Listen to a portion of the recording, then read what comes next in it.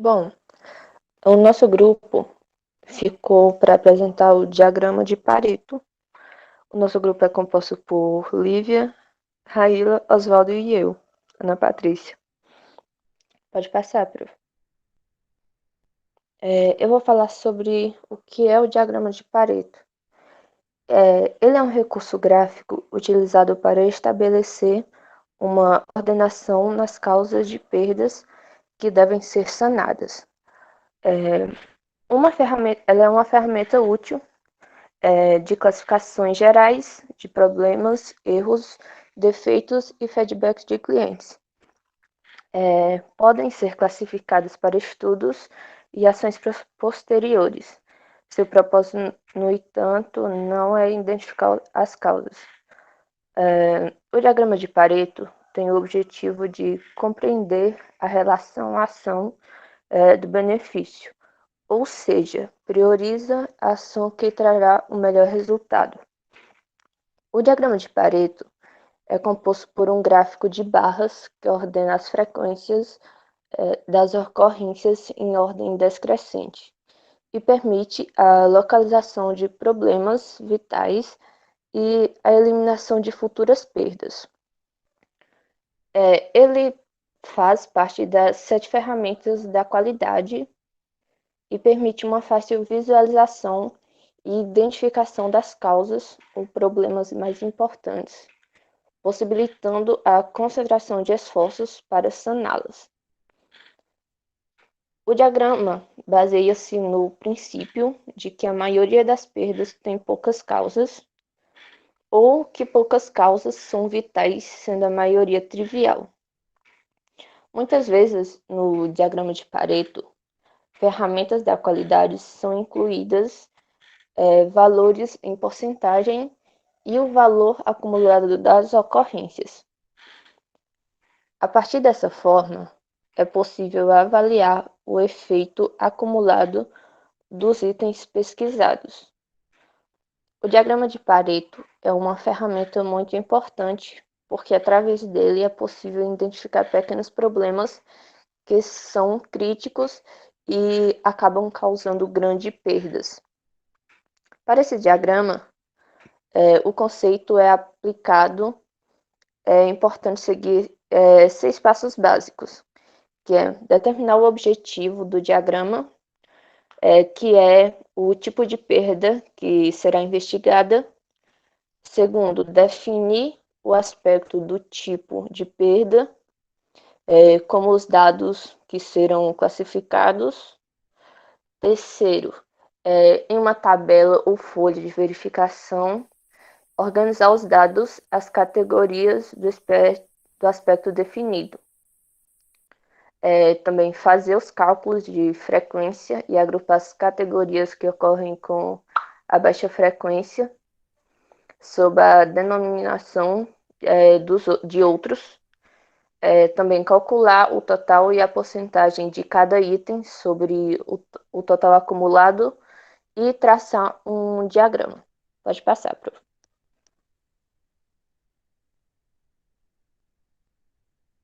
Bom, agora eu vou falar quem criou. O diagrama de Pareto, ele foi criado vocês verem nessa foto, eu acho que é o nome que a gente fala. Eu vou chamar assim, professor, Vilfredo Pareto. Ele é italiano, ele nasceu em Paris e morreu em 1923, em Genebra. Só que assim, para vocês terem mais uma ideia, o porquê dele criou, eu vou falar tipo um resumo da vida dele aqui. Vilfredo Pareto, ele foi um sociólogo, ele era teórico político e economista italiano. Ele elaborou a teoria das elites dominantes e a teoria de que o comportamento político é essencial e racional. Como eu ia falando, Vilfredo Pareto, ele nasceu em Paris, na França, no dia 15 de julho de 1848. Ele é filho de um aristocrata italiano que tinha ido para o exílio político na França. Em 1867, a família volta para a Itália, onde ele graduou-se em matemática e física. Em 1867, ele estudou engenharia. Em 1870, no Instituto Politécnico de Turim, trabalhou como engenheiro de grandes empresas. Chegou a ser diretor da Companhia Ferroviária Italiana.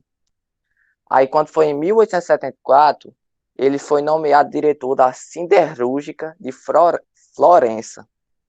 Nessa época, ele se dedicou a estudos da sociologia, economia, filosofia e política.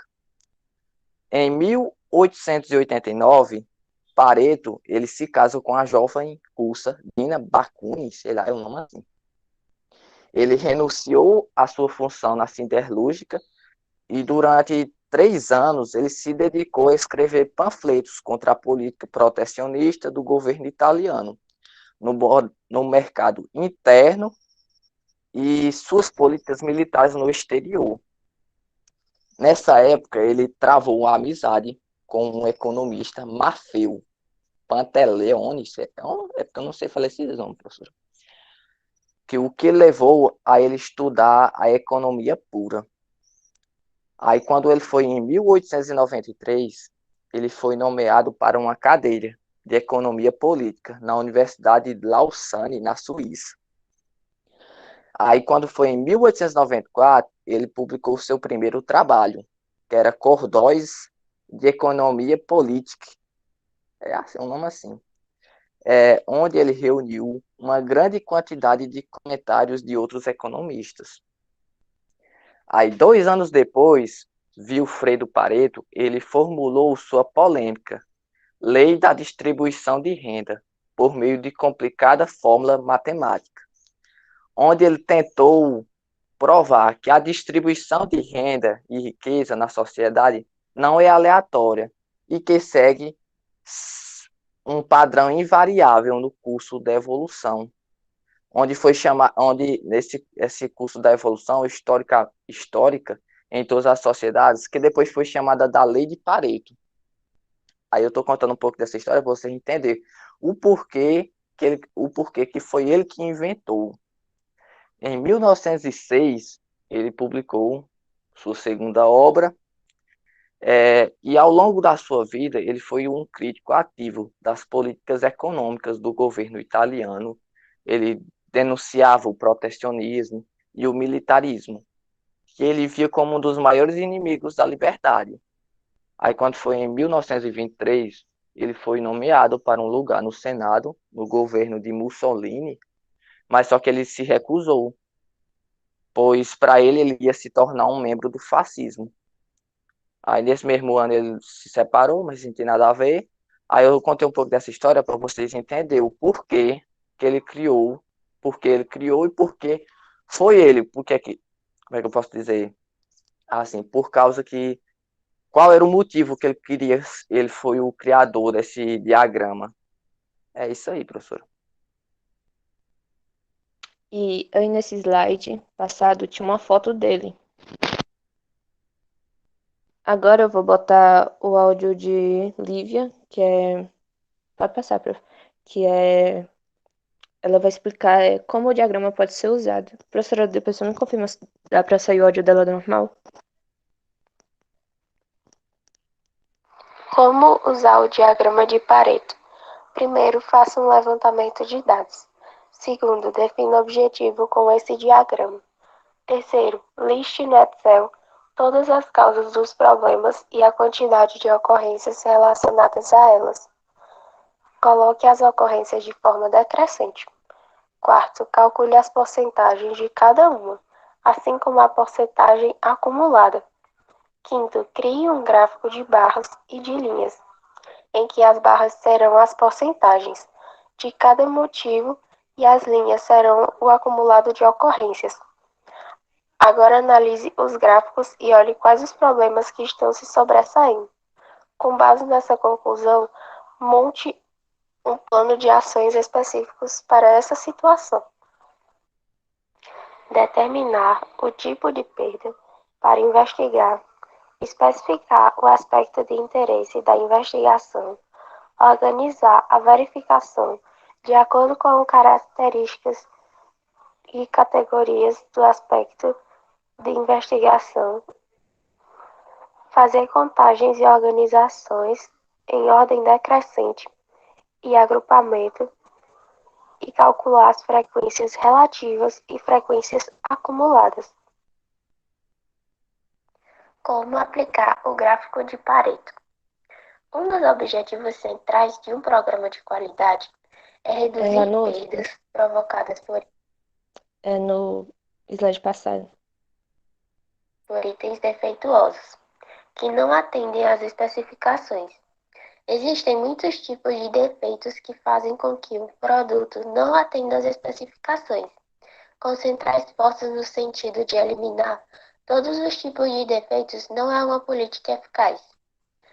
Esses defeitos são responsáveis pela maioria das rejeições, sendo mais eficaz atacar causas as quais desses poucos defeitos mais importantes tem a necessidade de utilizarmos então o gráfico de Pareto.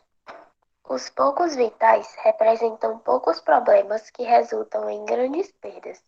Os muitos triviais representam muitos problemas que resultam em grande perda. A utilização desse diagrama possui alguns exemplos, como uma peça que falha em um teste devido a um componente defeituoso, ou um lote de produtos químicos que podem estar abaixo do padrão para muitas especificações diferentes, ou até mesmo cobranças que podem estar incompletas devido à falta de muitos tipos de informação. Como consequência de algumas poucas classificações, dominam os poucos vitais, enquanto que todo o resto são os muito triviais. Contribuem apenas com uma pequena porção, a fim de melhorar um processo. É importante encontrar quais são as poucas áreas vitais de problemas. Como fazer o diagrama de Pareto e colocá-lo em prática? Primeiro, você deve definir o problema que quer investigar. Depois, você tem que procurar o aspecto de interesse que você tem nesse problema. Primeiramente, você começa coletando os dados, anotando todas as informações e fazendo a organização das categorias de forma decrescente. Depois, você organiza os dados coletados e começa fazendo uma tabela, fazendo o cálculo da frequência desses problemas, além de calcular as acumuladas, fazendo o cálculo das porcentagens das ocorrências. Para calcular a porcentagem, é necessário dividir a frequência com os casos acumulados. Pode, professora, passar o slide. E agora eu vou colocar o áudio de Raíla. Ela também não pôde participar hoje.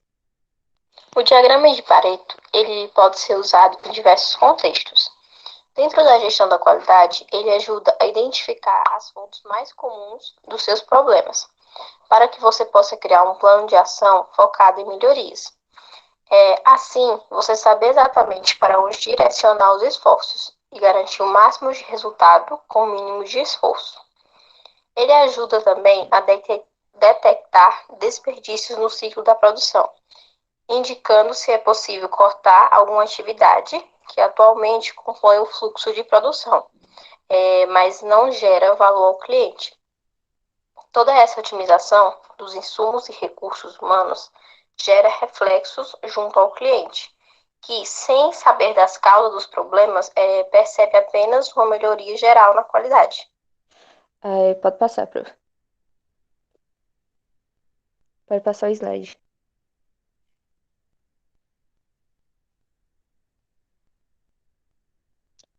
Antes de eu citar alguns exemplos, eu vou falar um pouco sobre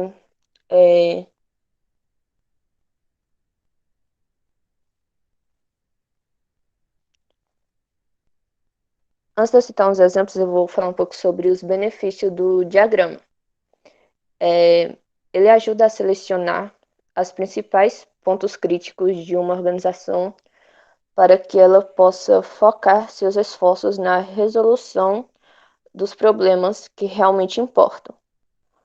Ela também facilita a organização dos dados, fornecendo uma apresentação deles conforme uma prioridade ou importância que foi definida.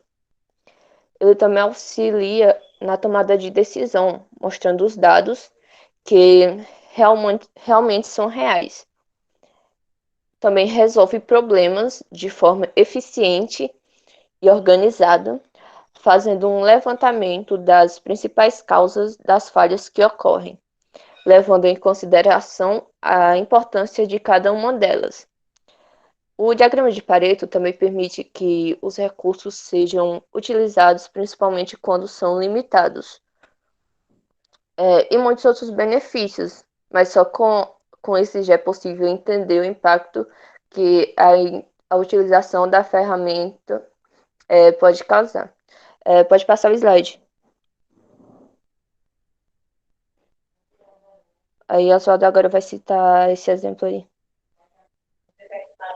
Bom, esse exemplo é que você suponha, né, que os hóspedes de um determinado resort frequentemente deixam os comentários negativos na página do hotel.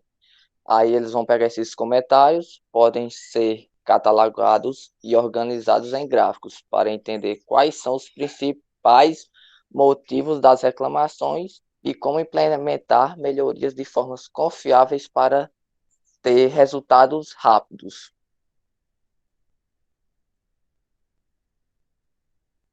Eu Espera vou aí. citar, eu vou citar outro exemplo agora, que é quando você tem uma loja online de roupas que está recebendo muita reclamação e devoluções. Ao aplicar o diagrama de Pareto, é possível perceber que a maioria dos erros acontecem no momento de separação de roupas, atraso na entrega ou pedido errado, preço errado e roupas com dano. Quando a empresa começa a perceber esses erros, é possível entendê-los e, no final, acabar solucionando esses erros e o porquê daqueles problemas estarem acontecendo. Pode passar. Enfim, obrigada pela atenção. Desculpa qualquer erro e por as meninas não conseguirem participar hoje, mas a gente tentou dar o nosso melhor e é isso. Parabéns, Oswaldo, parabéns, Ana Patrícia. Então, vocês fizeram o que realmente tinha que ser feito, tá?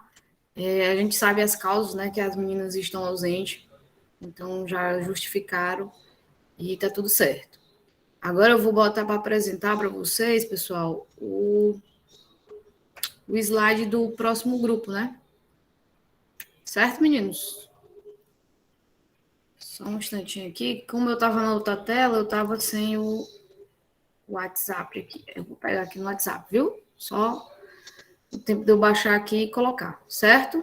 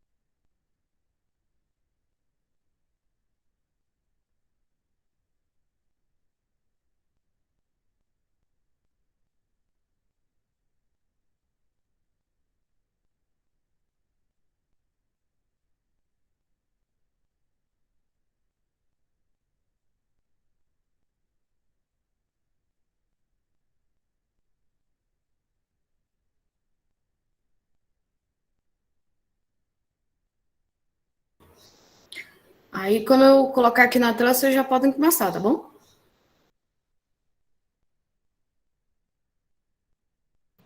Certo. Boa tarde.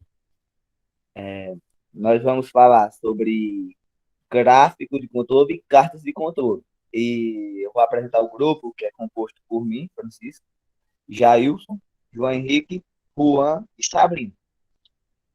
Tem duas maneiras de aperfeiçoar o processo de produção, que uma é a eliminação de fatores particulares de variabilidade, de variação, melhor, para ficar melhor de vocês compreenderem.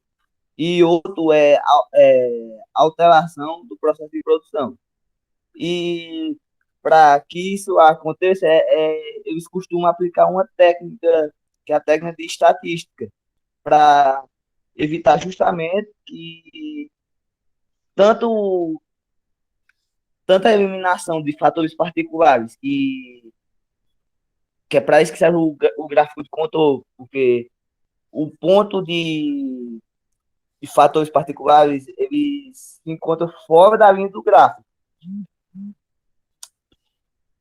E justamente essas duas, ah, tanto a alteração do processo de produção que eu citei, como a eliminação de fatores particulares, serve justamente para a empresa controlar a questão da produção.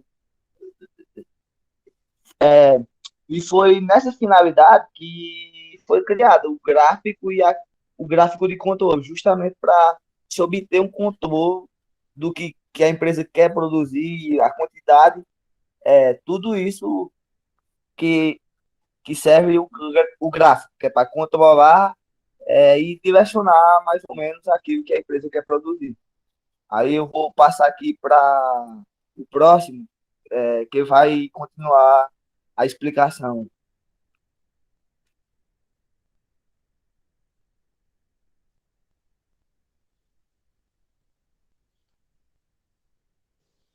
Pode passar para o próximo.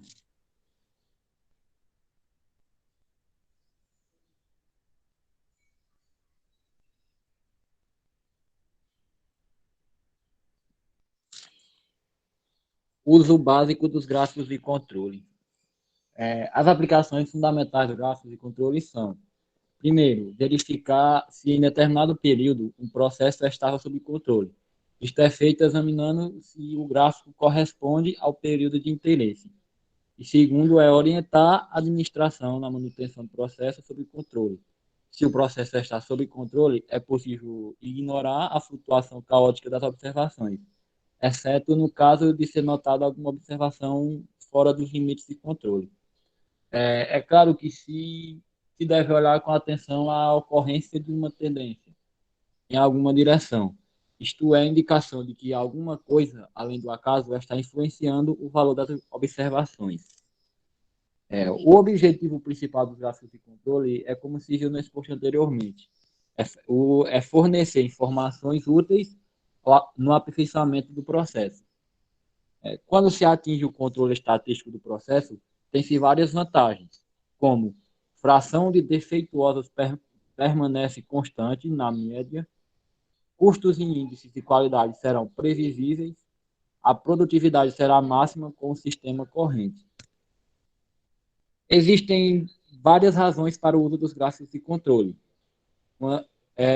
tais como o gráfico de controle é uma técnica para melhorar a produtividade, pois reduz desperdícios de insumos, trabalho e, consequentemente, aumenta a produtividade. Diminui os custos e, finalmente, a capacidade de produção. Aumenta também a medida em números de artigos bons por hora. O gráfico também, o gráfico de controle é eficaz na prevenção de defeituosos, pois ajuda a manter o processo sob controle, portanto, coerente com a filosofia. Faça certo na primeira vez. Se a empresa não tem um processo eficiente, você está pagando alguém para produzir artigos inadequados. E o gráfico de controle impede também ajustamentos desnecessários no processo, pois distingue entre ruído aleatório e variação anormal. Nenhum outro meio, inclusive o operador humano, é eficiente nessa distinção. Se o processo é ajustado sem base no gráfico de controle, frequentemente o que ocorre é um aumento da variância do ruído aleatório. Isto pode resultar na deterioração da performance do processo.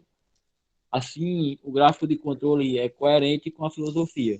Se ele não está quebrado, não o conserte. O gráfico de controle fornece informações para que o operador faça um diagnóstico sobre o processo, podendo conduzir à implementação de uma mudança que melhore o desempenho do processo.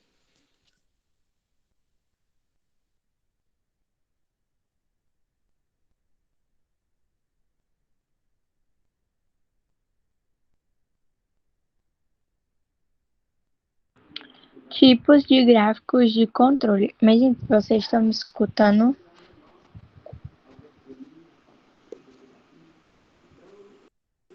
Alguém tá me escutando? Vocês estão me escutando? Eu tô. Sim. Nós estamos te escutando. Ah, tá. Tipos de gráfico de controle. Existem dois tipos de gráfico de controle. Um para o valor discreto e um para o valor contínuo. O para o valor discreto seria, no caso, o por atributos. E o por o valor contínuo seria por variáveis. Tem como descer um pouquinho? Acho que não tá cortando não, né? Tá não. O por atributos são aqueles que no caso, eu vou ver as qualidades e as características. Nos atributos, então eu vou ver o número de defeitos por amostra e o número defeituosos por amostra. O número de defeito por amostras, eu vou ter o gráfico de carta C e o gráfico de carta U. O que seria o gráfico de carta C? O gráfico de carta C seria o número de defeitos e o gráfico de carta U seria o número de defeitos por unidades. Já no número defeituosos por amostra, eu tenho o gráfico de carta NP e o gráfico de carta P. O gráfico de carta NP seria o número de itens defeituosos e o gráfico de carta P seria a fração defeituosa. Isso seria o número de defeitos por amostra, no caso lá em atributos. Já no valor contínuo, que eu tenho, que no caso é o tipo de gráfico por variáveis, eu tenho tipos de amostra. Eu tenho uma amostra de tamanho 1, que no caso ele seria a carta X e AN, e a amostra de maior que 1 e menor que 10, no caso 2 a 9, que seria a carta X e R, que no caso a carta XR é a média de amplitude, a média amplitude. E também, além de eu ter a amostra de tamanho 1, que no caso seria a carta XIAN, e a amostra de 2 a 9, eu tenho a amostra de tamanho igual a 9, que seria a carta X e S, que no caso é a média e o desvio de padrão.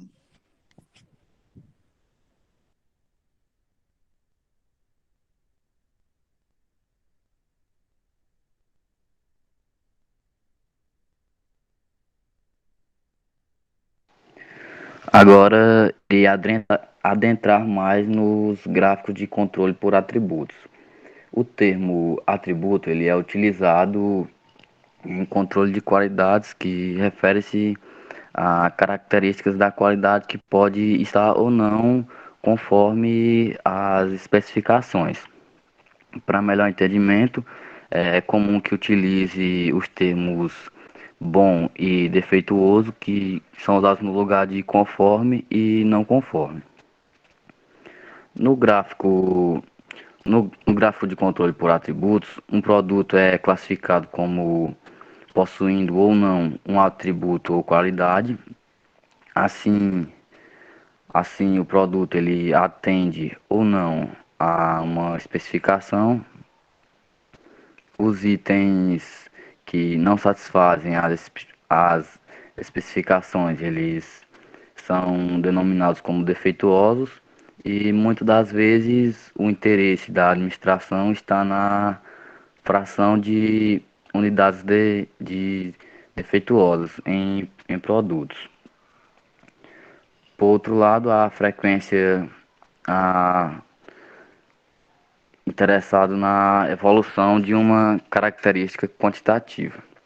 Não está aí no slide, mas irei falar sobre as duas situações em que se utiliza os, os gráficos de controle por atributo, que é quando a medida não possui tais as características especific- especificadas visualmente, que são cor, brilho e arranhões e danos, e a segunda é quando as medidas são passíveis, mas não são tomadas questão de por questões econômicas, de tempo ou de necessidade.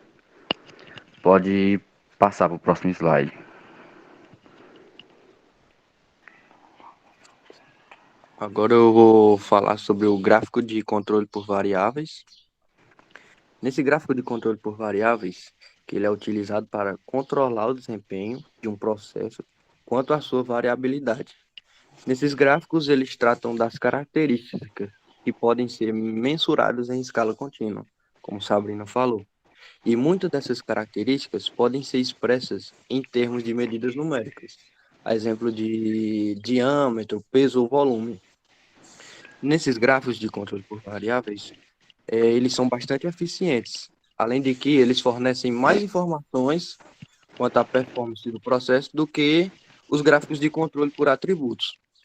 E quando nesses gráficos eles estão trabalhando com dados de variáveis, tanto a média quanto a variabilidade deles são monitorados. E como também está visto aí no slide, esse gráfico aí, por exemplo, é o gráfico X barra. O gráfico X barra, que X barra representa a média, o gráfico X barra monitora e detecta mudanças na média aritmética de um subgrupo. E o tamanho do subgrupo, que é o subgrupo N, pode ser igual a 2 ou maior. Pode passar.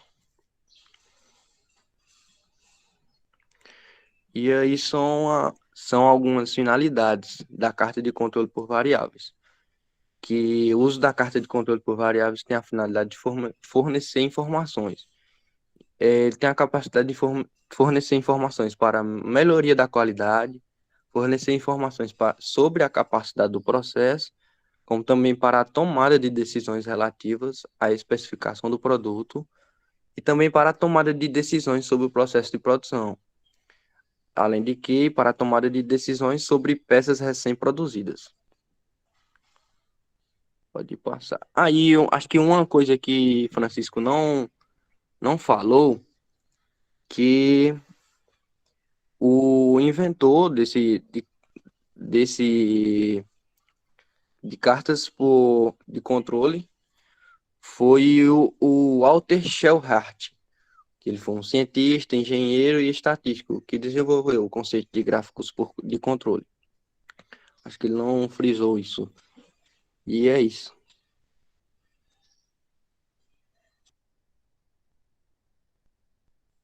Não, professor, eu volto um pouquinho ainda. Último slide. Antes.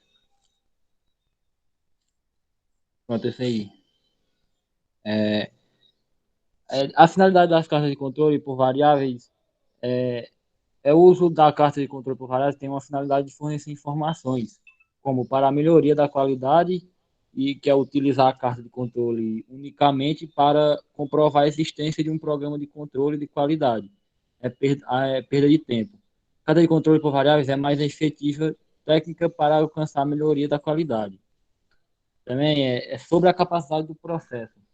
A verdadeira capacidade do processo só pode ser alcançada depois que uma significativa melhoria da qualidade for obtida. Para a tomada de decisões relativas à especificação do produto. Uma vez que a verdadeira capacidade do produto for obtida, as especificações podem ser definidas. Se a capacidade do processo é tal número, então uma específica, esse número aqui é difícil, pode ser realisticamente obtida pelo processo. E para a tomada de decisões sobre o processo de produção, a carta de controle é usada para decidir se um padrão normal de variação está correndo e, portanto, o processo está sob controle, ou se um padrão instável de variação está ocorrendo e há necessidade de eliminação de suas causas especiais de variação. E, por último, para a tomada de decisões sobre peças recém-reproduzidas. A carta de controle também pode ser usada para decidir se um ou mais itens podem ser liberados para o processo seguinte, ou se é necessária alguma ação do tipo inspeção ou reparo.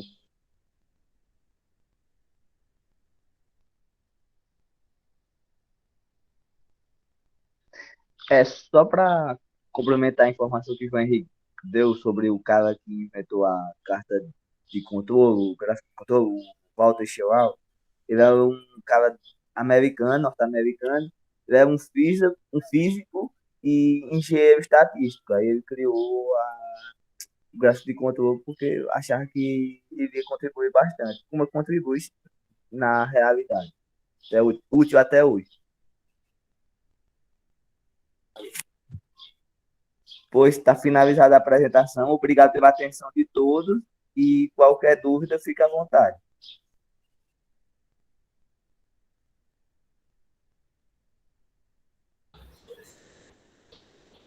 Meninos, parabéns pelas apresentações. E aí, só confirmar com vocês que na sexta-feira a gente não vai ter encontro, tá? Na sexta-feira a professora Elba vai usar o meu horário. E aí a gente se encontra na próxima quarta-feira com 2 grupos. E na sexta-feira a gente termina com os outros 2 grupos, tá? Então aí no dia 21 a gente encerra a nossa disciplina, tá bom? Combinado? Beleza. Beleza pura, né? Pois até breve. Tchau, tchau.